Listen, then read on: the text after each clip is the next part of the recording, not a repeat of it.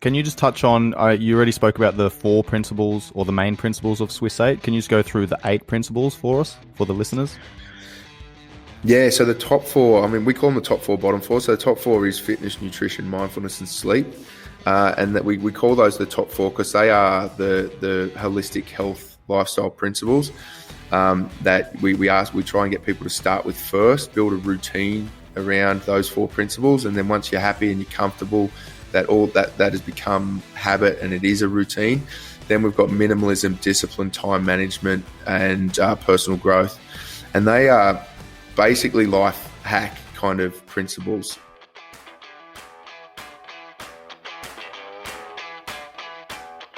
Yo, what is up, guys? Welcome to the Live, Train, Perform podcast. I'm your host, Sean Kober. Over the last couple of episodes, we've gone through the top principles of the Swiss 8 model, which is a proactive mental health program.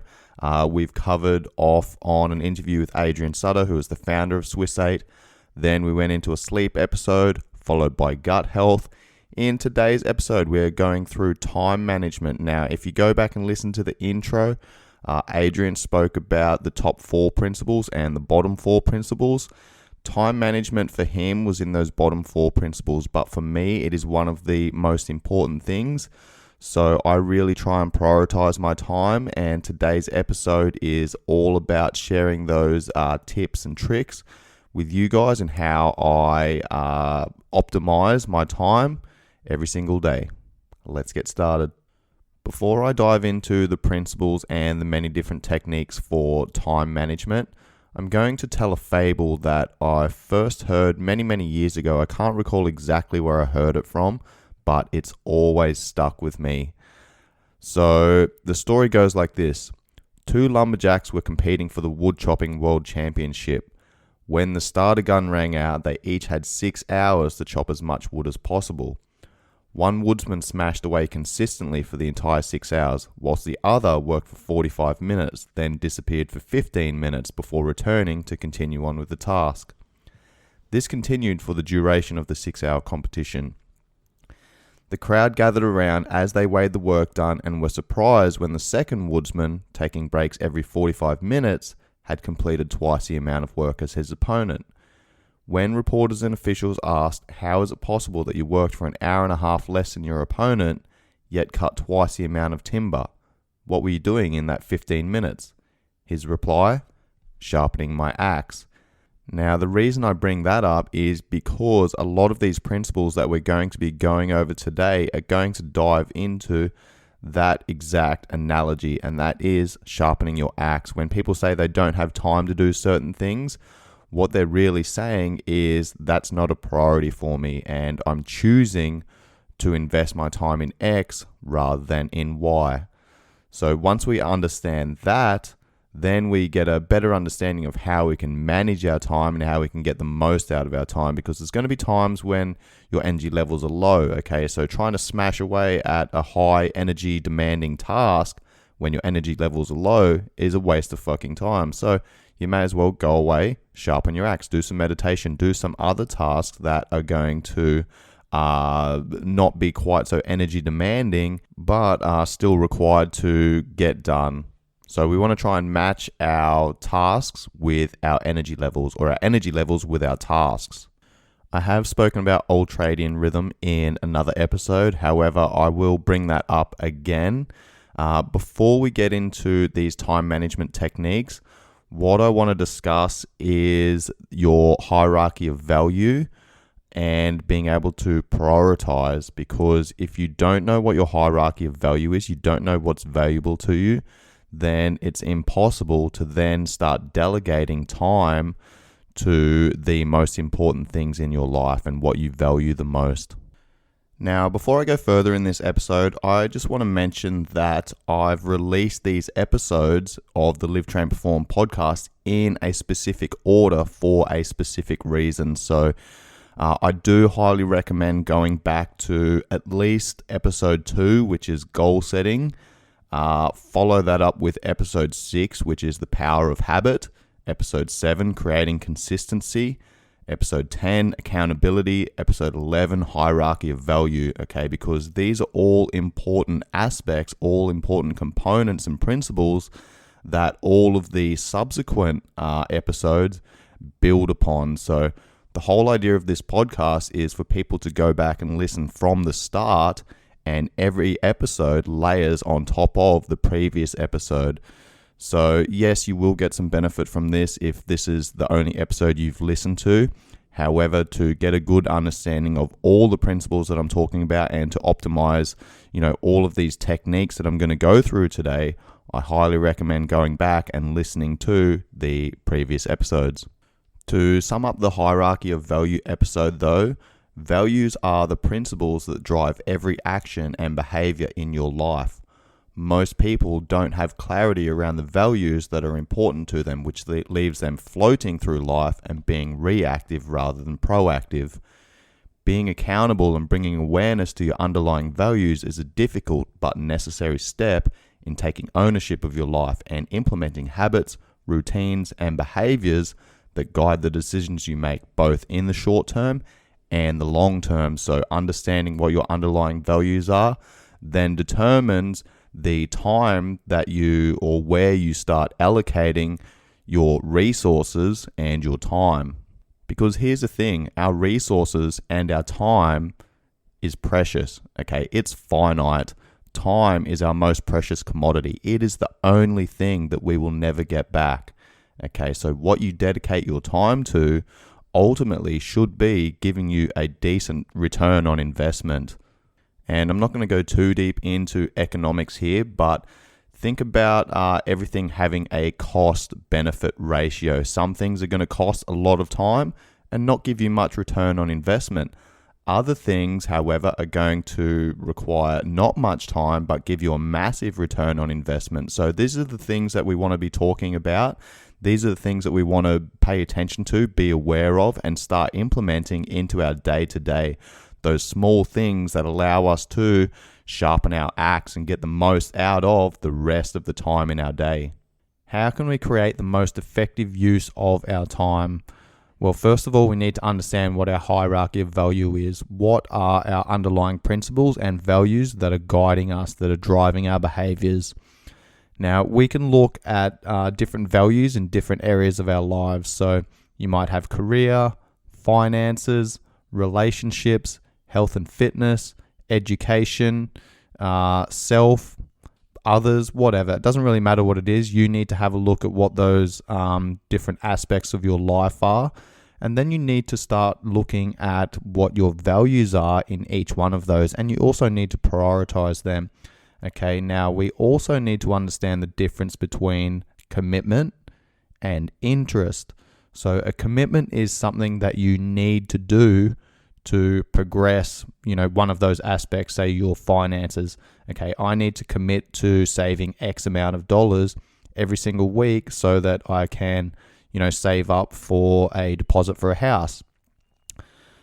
Interest, on the other hand, is more of something that you want to do.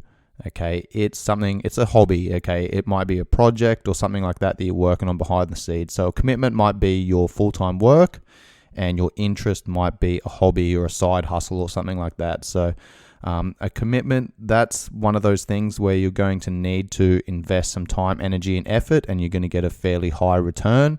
Okay, whereas your interest, yes, you're going to need to invest time, energy, and effort, but your return on investment is typically going to be lower. Okay, so understanding the difference between those two things is very important, because a lot of people get distracted and do things that interest them rather than do things that they're committed to, that they need to do. All right, now the next thing we need to look at is prioritizing which one of those aspects of our life is most important, because then we can start allocating more and more time to those aspects that are going to give us a high return on investment. All right, and something to note here is that that's going to change throughout your life, and I'm going to tell a story once I go through these principles about how all of these lessons, all of these tools, all of these principles have changed over time, and how I've adapted my life to get the most out of it with, those values changing over time. So the next thing that we need to talk about is then setting goals. Okay, set a goal for each one of those underlying values, and understand that if you don't have a goal, which is an end state, then you can't figure out a roadmap, which is how to get there. All right, and then you need to break down your projects into smaller pieces. And I've done a full episode on goal setting, so highly recommend going back and listening to that. Okay, what we need to do next is then schedule and structure in our day. Okay, when we're scheduling our day out, we want to try and think about when we have the most energy, when we're the most creative, and that's when we do the most energy demanding tasks, things that we need to do that requires the most focus and attention. Okay, and something else to think about as well is don't multitask. Whenever I'm doing something, I'm recording this podcast right now, and my phone is fucking off. It's on the other side of the room. Like, I'm removing all distractions so that I can just get stuck in and focus my attention on one thing. Okay. The next thing is to delegate. If there's something that you don't like doing, or it's very time consuming, you don't really know too much about it, and you're spending a lot of time learning about that something so that you can get that thing done, then that's probably not the best use of your time, and you're probably better off delegating that to someone else.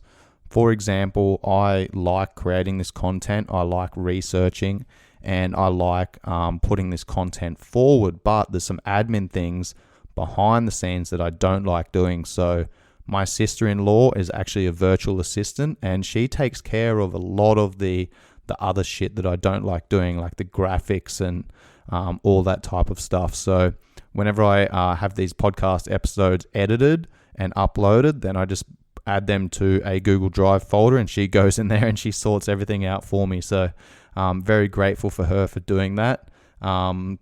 But that's one of those things that I just don't enjoy doing. So I'm going to delegate that, and I'm going to pass that off to someone else so that I can actually focus my time, energy, and effort on the things that I enjoy doing and the things that are more important to me. The next thing is get to work. I've spoken about ultradian rhythm in the past, and this is essentially where you're working with your energy levels. So for me, I know that the majority of the time, my most creative juices are flowing early in the morning. So this is where I might get up, I'll have a coffee or watch sunrise, I'll read, fire up my brain, and then I'm going to do my most energy intensive work. So it might be recording my podcast, it might be doing some research for the episode that I'm recording, it might be studying my anatomy and physiology course, or it might be whatever it is, whatever's most important for me in the day. And again, that's going back to what my values are, and then I'm already prioritizing what's most important. Okay, so then I'm working with ultradian rhythm, and there's going to be times where, you know, I've got to get shit done, reply to emails and social media posts and things like that. Now, I'm not doing that shit first thing in the morning because that's taking away from my energy levels. All right, rather, I'm going to allocate time to that later on in the day. It might be while I'm sitting down having brunch. Whilst I'm sitting down having brunch, I might be going through my emails and replying to messages and doing social media posts and things like that. So working with your energy levels and understanding when you have high energy levels, moderate energy levels, and then low energy levels, this is where you should start then matching energy demanding tasks to each one of these energy levels. All right. The next thing is to schedule breaks. So this is kind of ties in with the Pomodoro technique. And this is basically where we might work for 25 minutes and then we have a 5-minute break. And then we work for 25 minutes and then we have a 5-minute break. We might do that 3 times. So there's an hour and a half, and then we give ourselves a 30-minute break. Okay. So there's many different techniques that we can use here. I will give some more options later on in this episode, but you can also do some research on your own time management techniques. The other component that comes into these breaks, and when you know it's time to take a break, is understanding the difference between being effective and being efficient. So to be effective means doing the right things and refers to how useful the task is. Can you achieve your goals and complete the activities in a given time frame? To be efficient means to do things right. It refers to how well it is done. the fastest and least expensive way to do things is efficiency, and efficiency is just a tool. So what we want to do is be effective by doing the right things at the right times, and then being efficient and getting those things done right.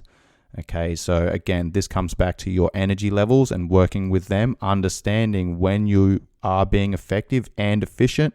Cool, roll with that. Do your energy demanding tasks. If you're being inefficient and ineffective with those tasks, maybe your energy levels aren't matched to the energy demand. So that's when it might be time to schedule a break and maybe do some less energy demanding tasks. The other thing here is to understand the difference between being busy and being productive. Okay, a lot of people say that they're too busy to do X, Y, Z. Okay, and when you ask them what they're actually busy with, they're just busy doing shit. Okay, it's junk. Now, being productive is being effective and efficient. Okay, this is when you're getting things done on time. Okay, and you're kind of in a flow state. Okay, so being productive is a little bit more of a flow state, and everything you're doing has a purpose, and you're achieving things, and you're ticking those boxes and you're following that bouncing ball. Whereas when you're being busy, you're literally just bouncing from one thing to the next, to the next, to the next, and you're being distracted. And so understanding the difference between being busy and being productive is a massive thing. Most people who say they're busy are busy, but not productive. Now, I've read many books on productivity hacks and time management skills and things like that, but to be honest, the biggest lessons that I got about time management and the importance of it come from my 6 years in the Army. And this is basically what they focus on when you go through recruit training. I was at Kapuka for 3 months, which is the initial recruit training center, where you basically transformed from a civilian into a soldier. Now, we were running 16-hour days, 6 o'clock in the morning till 10 o'clock at night. We were kept busy. There'd be a few periods of time where we had a little bit of free time, but that free time was literally taken up with, looking after our uniform, making sure that we were fucking folding our clothes correctly, and we had to polish brass. And I've told stories in previous podcasts about all of the things that went on during this period. But first thing in the morning, the recruit instructors would wake us up at 6 o'clock in the morning, and we'd have to run out with our bottom sheet. We'd have to rip off our bed, run out into the hallway, count off, and there was 50 people in a platoon. So, if people didn't count off, didn't number off consecutively and correctly, we'd have to start again. Okay, then we would have 15 minutes to be shaved, dressed in a nice, neatly pressed and presented uniform, and have our bed made with 45-degree hospital corners and 30-centimeter fold on the sheet. We had 15 minutes to do that. Now, with 50 people in the platoon, obviously there was going to be people that were fucking slow, that didn't have their shit squared away. So that would actually cut into our breakfast time, and then that breakfast time would cut into, the next period, and then that period would cut into the next period, and there was this massive flow-on effect. So from 6 o'clock in the morning, if we were not on time, we were supposed to be allowed to go to bed at 10 o'clock, but sometimes we'd be fucking held up like late. And that was to teach us the importance of time management, that we needed to be somewhere on time. We had a certain period of time to get things done. And then, whenever we had any free time, that was about squaring our shit away so that it would save us time somewhere else. So that was probably some of the biggest lessons that I ever got was in the military. And that carried on right throughout my military career. And, to be honest, I'm grateful for that, because it has allowed me to transition those skills to my life that I'm, rolling through now with my strength and conditioning coaching business and working at Tiger Muay Thai. My time management skills are very good. And anyone who knows me or sees me around the soy is always like, dude, that dude's always like on the go. He's always got something happening. He's always busy doing something. Okay, it's not that I'm just busy. I'm also being productive, and for the most part, my days are fairly well structured and fairly well scheduled out. And those time management skills that I learned at Kapuka carried on throughout my entire military career. And particularly when I got to Darwin, I did my initial employment training, which was my rifleman infantry training. And something that the recruit instructors just jammed down our throat was, if you're not 5 minutes early, you're late. And people were literally charged when they were not on time, so it's one of those things that the military takes very seriously. And the reason they take it seriously is because you got to think about a large scale operation. Let's talk about a conventional style operation. So back in the day, obviously the tactics are different now, but the same principles still apply. So back in the day, before infantry units would move in to secure a town or a village or something like that, mortars might soften up the target and get rid of or destroy a lot of the enemy forces to allow the infantry soldiers to then roll through and, not meet as much opposition and be able to take hold of that objective. So timing here was very important. The soldiers would have to form up at a certain area. Mortars would need to be dropping at a certain time, and the timing and coordination of all of these multiple units working together to achieve the mission was absolutely essential. So this is something that carried on through my entire military career, and particularly when I was in Afghanistan, we would gather in the command post and then come up with a plan for the mission, the next mission that we were going to do. And all of the different elements that were involved with that was snipers, which was my team, engineers, we had the security section, we had the HQ element, we had mortars, we had all of these different elements that had to coordinate and make sure that everyone was not only on the same page with what the plan was, but also with timings. These timings were very important. At this time, we'll be at this place, and we will achieve this mission by this time or by no later than. So this was always part of the orders, and those timings were critical.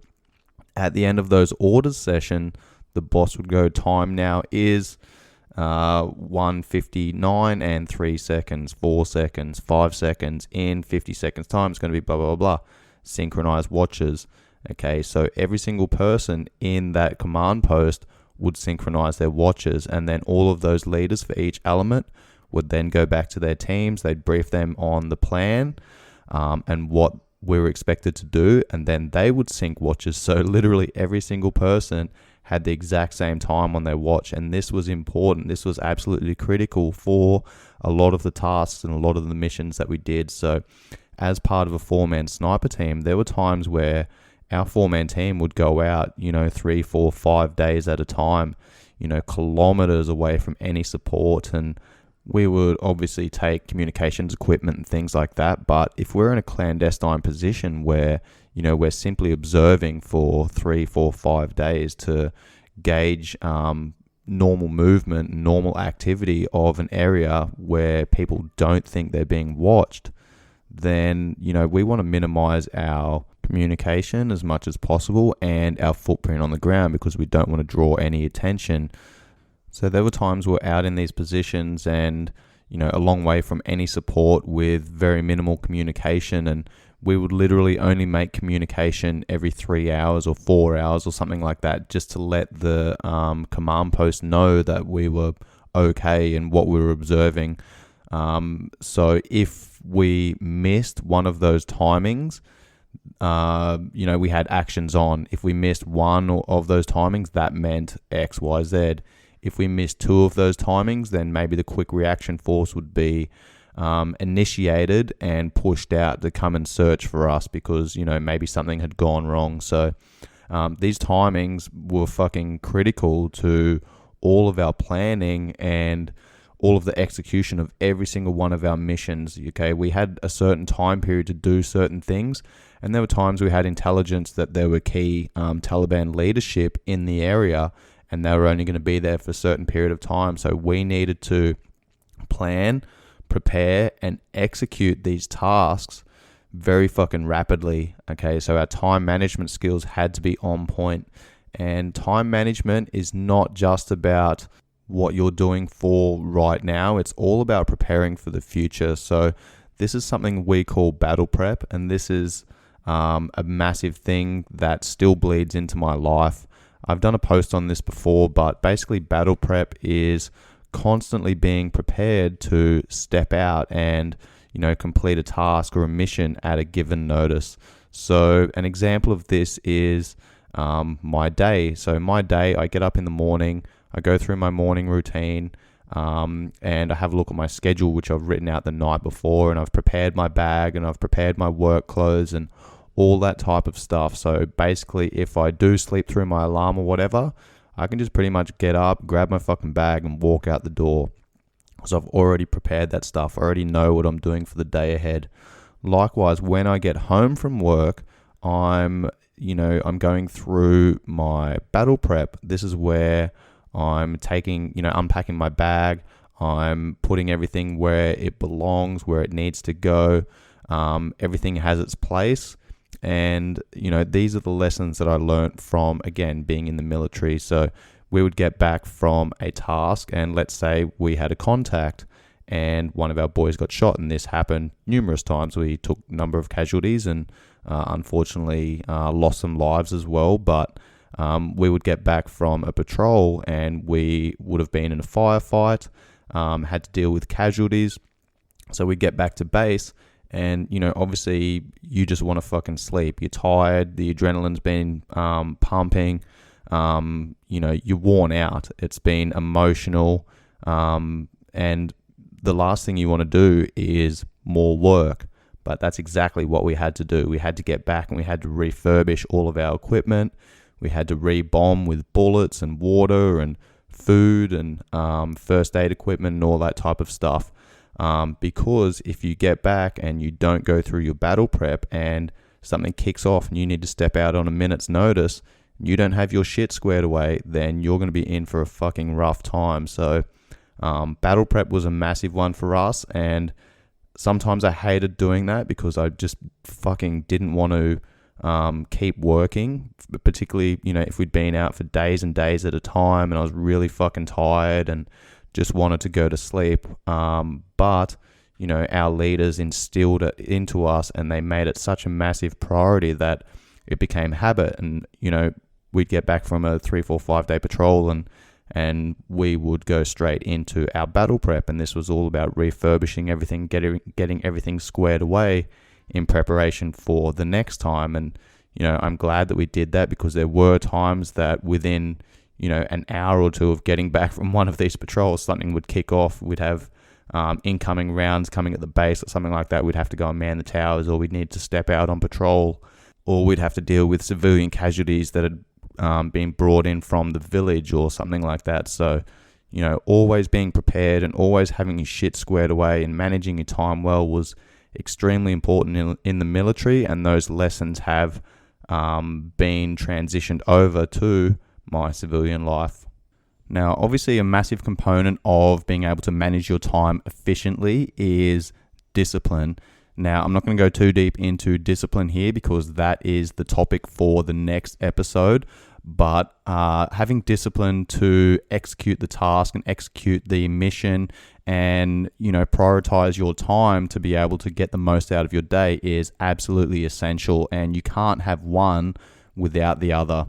As I've been researching and recording this episode, it's given me a chance to reflect back on my life and, think about the different values at the different times of my life and how I've managed my time to get the most out of that. So I'll tell a little bit of a story now about tying in your time management with your underlying values. And obviously, like I said earlier, your values are going to change at different times of your lives. We have these seasons of our lives where we go through different periods where, maybe you've just started a new relationship, so that's going to be the number one priority. There's going to be other times when you want to be saving for a house and your finances become your number one priority. There's going to be other times where, you might have some health implications and your health and fitness becomes a priority. So understanding what the number one priority is for your life at that time is absolutely critical in being able to manage your time. So I came from a poor family and I never really had any money and, missed out on a lot of things when I was younger. And so when I left home at 14 and joined the workforce, money was a big priority for me. Now, once I started making money, I also started spending money because I was buying all these things that I never had as a child. And for me, that was important then, okay? But I got to a point where I then joined the military, and, dedicating my time and my life to something greater than me was the most important thing. So then I spent 6 years in the army and deployed 3 times to Iraq, East Timor, and Afghanistan. And obviously I made deployment money, and I saved the majority of that money, which set me up to be in a financially stable position. So once I was in that financially stable position and I wanted to transition from the military, then it was about, education, and I started educating myself on becoming a personal trainer and a strength and conditioning coach. And that was my number one priority. Now, once I got out of the army and I did my PT course, I actually wanted to have a little bit of time off. Obviously, I dedicated my time, energy, effort, my life to something greater than me. So I wanted to have some time to essentially sharpen my axe. So as I was going through my PT course, I wasn't working at the time. I was in a financially stable position, so I didn't have to work, at least for a period of time. However, I did have a couple of mates that had their own businesses, so I do a couple of days work with them every week just to keep a little bit of money coming in. But basically what I was focusing on was myself, and I was going to the gym, I was going to rugby training, and I was playing rugby, and I was really enjoying playing rugby and being part of that team and building that culture. I was the co-captain of a team, Casuarina Cougars, and we went 3 years undefeated, won the premiership. And I, in 2012, this was the year that I got out of the army, and I pretty much dedicated that year to, learning and playing footy and training. I actually won the best and fairest for the entire competition, highest point scorer, highest try scorer for the competition, and also the same accolades for my club. So that was my number one priority there. So that was where I was dedicating most of my time, energy, and effort. Towards the end of 2012, I met a girl who ended up becoming my girlfriend, and I basically left Darwin and moved to the other side of the country to Tasmania to be with her and build that relationship. So that then became my number one priority, was build that relationship with her, and also to create the lifestyle that we wanted to live. Again, I'd spent 6 years in the army, and I'd had a little bit of time off, and I wasn't really working or anything like that. So when I moved to Tasmania, I started my PT business, and we essentially worked for 8 or 9 months every year, and then went traveling for 3 or 4 months. Now, this was important to us, was to go traveling. That was a big part of our lifestyle, and we closed our businesses down so that we could go traveling, because for us, that was that sharpening the axe. And I always found that every time I went traveling and got away from the business and immersed myself in travel and, other countries and cultures and things like that, it gave me an appreciation for everything that I had back home. And that's where I also had a lot of my best business ideas. So once we'd get back from these trips, then I'd start implementing these ideas into my business. And, that was my focus at the time. And when I did make the decision to go into coaching and start coaching other people, it was always my goal to work with professional athletes. So when I wasn't with clients and when I wasn't traveling, I was studying and I was upskilling myself so that when that opportunity came to work with high-level athletes, then I was in a good position to be able to take advantage of that. And this is good luck, okay? This is essentially what good luck is. It is the combination or the meeting of preparation and opportunity. So whenever I had a chance, I was always studying, I was always upskilling. And again, this is still continuing to this day. I'm constantly studying, I'm constantly working on personal growth, which puts me in a good position to be able to take advantage of those opportunities that do come up. Now, whilst I was in Tasmania, yes, I was working with everyday clients, general population clients, figuring out that jigsaw puzzle and what the majority of people needed. And then I was also going through strength and conditioning protocols and programs and courses and things like that, so that when I did start working with athletes, I was in a good position to be able to give them what they needed and what they wanted. And I did work with a couple of rugby teams in Tasmania, a couple of the teams that I played for.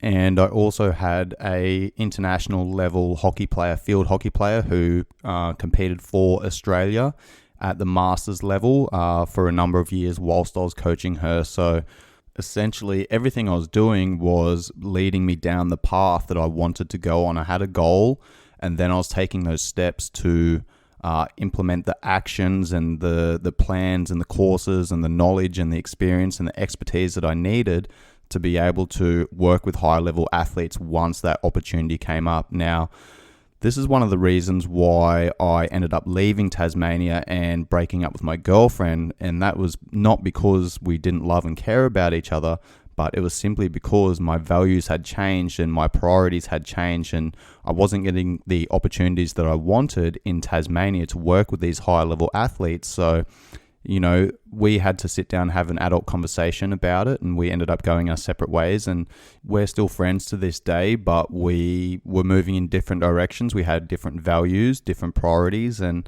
I wasn't getting the opportunities that I wanted there. So I had to make a decision, and I ended up sacrificing that relationship. Now, this sounds really harsh, but at the end of the day, I knew what my values are. I knew what I wanted to do, but I wasn't getting those opportunities. So I had to make that sacrifice, and I had to take the next step and, forge my own path and create this journey to get to the position that I wanted to be. So I ended up in Thailand at Tiger Muay Thai, and I was an intern for a couple of months where I was working for free. And once I got to Thailand and I started coaching there, the management team saw what I brought to the table and ended up offering me a full-time job. And then within about 6 months, the head coach at the time ended up leaving, and I applied for the position and got it. So that's pretty much when my strength and conditioning journey started. And I started working with, lower level fighters and things like that, coaching classes. And then I started getting opportunities with some of the higher level fighters. And this is basically where Peter Yan, who is now the UFC bantamweight champion, approached me at the end of a class and said, "Coach, I want to work with you." And he just signed his first UFC contract, and I've now worked with him for 6 of his 7 fights in the UFC, and he just defeated Jose Aldo a couple of weekends ago for the UFC bantamweight title. But if I hadn't have put myself in that position, I hadn't have made those sacrifices, and I hadn't have built all of my knowledge, experience, expertise, and coaching protocols and philosophies and things like that over the years and years and years prior to that, then I wouldn't have had that opportunity to be able to work with him and play a small part in that journey that took him to the UFC title. When I first moved to Thailand for the first 6 months or so, I was living on the soy, and I was around a lot of new people, and it's a very transient place, and I just come out of a 5-year relationship. So, I was spending a lot of time with other people and getting to know the people that I was working with and the people that were around the soy, the people that were training in Thailand at the time and what their journeys were and the direction they were going and all that type of stuff. So that then became a priority. And whilst I was still working on my own business and I was planning on continuing on my online coaching program and building that out, I was also enjoying life, and I was going out on the weekends and I was partying and I was spending a lot of time with a lot of people, and that building those social interactions, and that was a priority at the time. But after about 6 months, once I became head coach, I realized that my roles and responsibilities were going to need to change. My priorities and my values were going to need to change. So I adjusted my behavior to suit those values. And my responsibility was to ensure that the fitness department at Tiger Muay Thai was up to standard and would be able to maintain high standards for long periods of time. So that became my number one priority. Now, over the last probably 6 months or so, I've transitioned into building out my own project. So this is where, I've been working on my YouTube channel. I've been putting together content for this podcast. I've been building out my online coaching platform. And this has become a priority for me now, which means that, I've had to sacrifice in other areas of my life. And this means that basically my social environment is not where it was back then.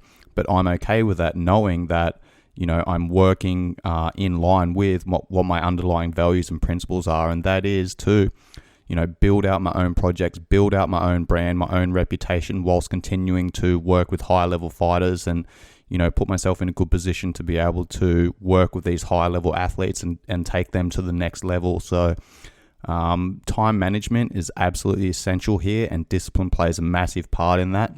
And here's the thing, there's only 168 hours in the week, so you need to determine what is going to be your focus, where you're going to drive your energy and attention, and then put those steps in place to be able to execute.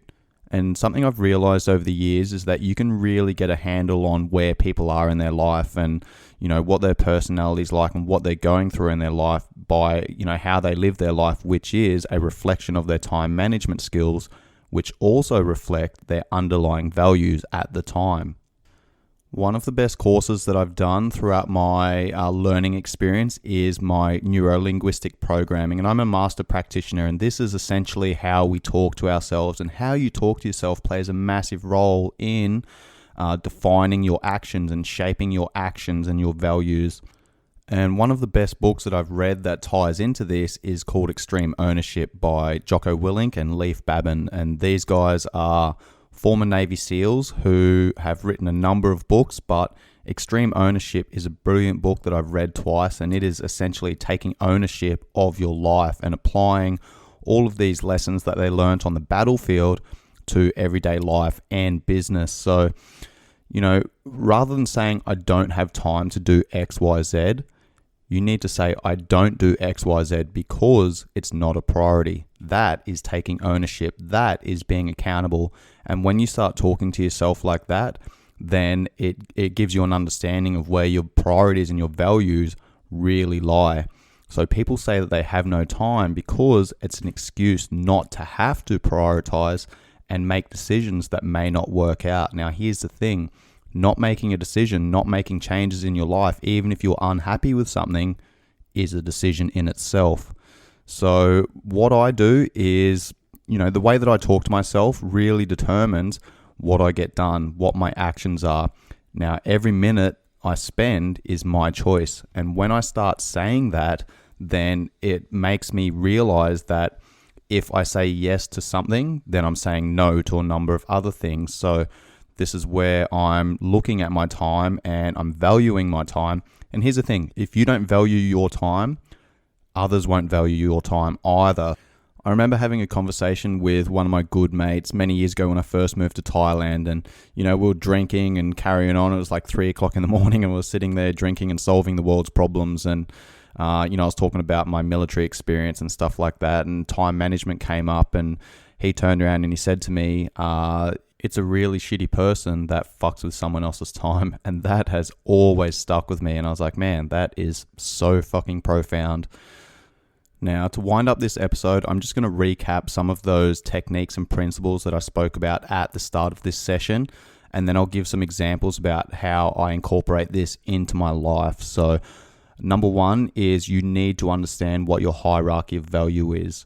Okay, in different areas of your life, your career, your relationships, yourself, your finances, your education, etc., etc. Okay, then you need to prioritize what's important. Which one of those is the most important to you? So you should have a number one priority and then a number two priority, so on and so forth. So you can start allocating time to those different values and priorities.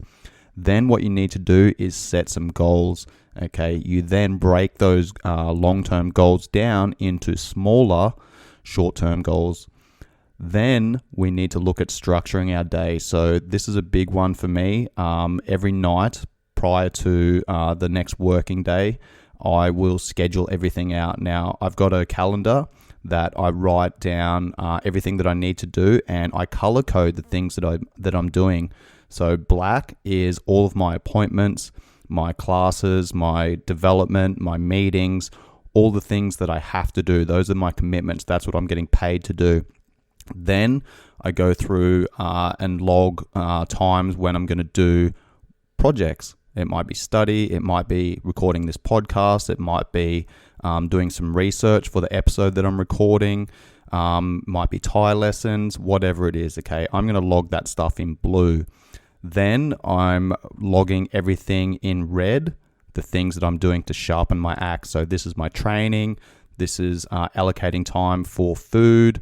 This is allocating time for movement. This is meditation and all of these types of practices where I'm essentially sharpening my axe. And, I'm not having every single minute of the day planned and scheduled, but I'm kind of blocking things up together. And, I'm putting all of my emails and social media and those kind of less energy demanding tasks in a block. I'm batching all of those tasks together. Likewise, I'll start batching together, researching for the episode and then recording the podcast episode.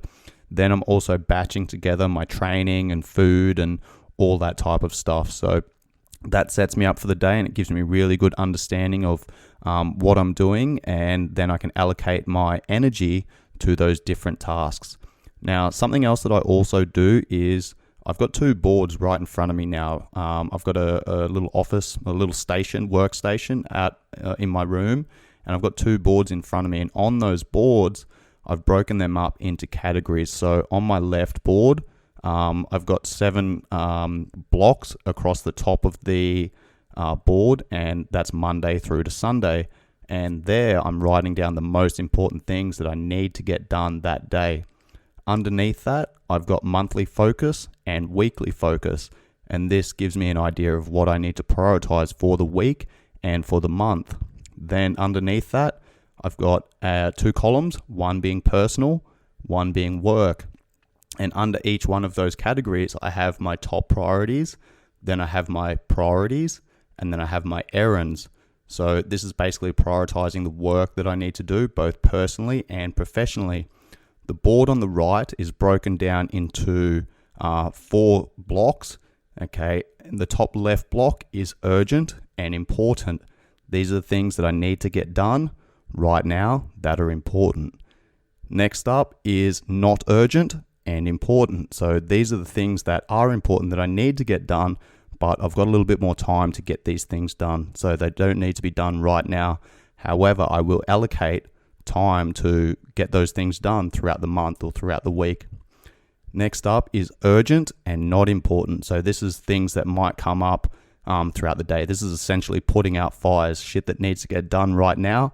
It's not super important, but I need to dedicate a little bit of time, energy, and effort into getting these things fixed and finished. Then the last one is not urgent and not important. So these are the things that I'm typically going to delegate to someone else. I'm not going to spend too much time, energy, or effort into investing into those things. I'm going to push that to someone else, or only really do those things when I actually have some time and I've ticked off the other priorities on my list for the day or the week or the month.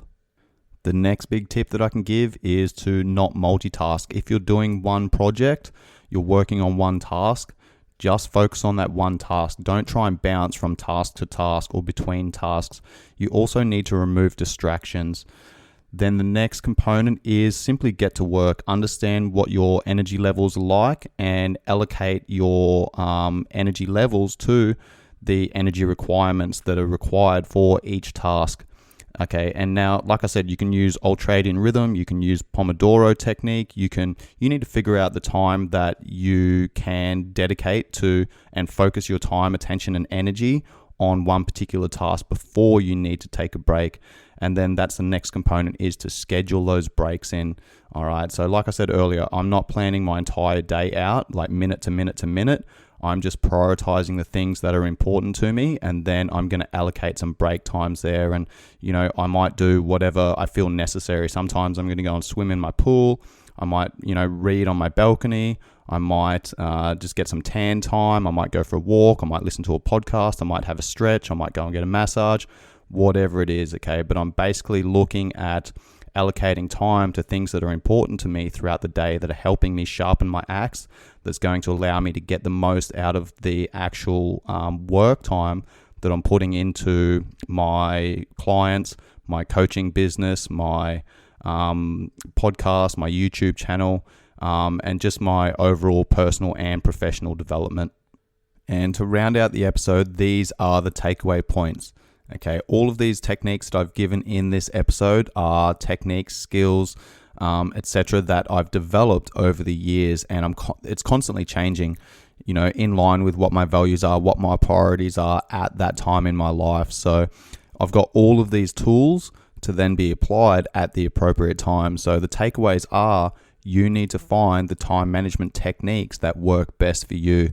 And this is an ongoing process, okay? Figure things out as you go, build some solid routines, do one thing at a time, and then start layering on top of those things. And again, go back and listen to the Power of Habit, the goal setting episode, the hierarchy of value, the accountability, and creating consistency, because all of those things play a massive part in your ability to manage your time effectively and efficiently. So that rounds out this episode on time management. In the next episode, we are going to be diving into all things discipline. Let's go. The Western world is in the middle of a mental health crisis, and our veterans have taken action. Swiss 8's team of combat veterans have built a proactive mental health program that is delivered through a mobile app. The app offers users programs in 8 categories of health and lifestyle, all proven to reduce anxiety and depression. This holistic model forms your daily routine, aiding you to build structure, improve discipline, and take ownership of your life. Once these habits are formed, the app will teach you new skills that can form identity, purpose, and encourage physical interaction to rebuild your tribe and reduce isolation.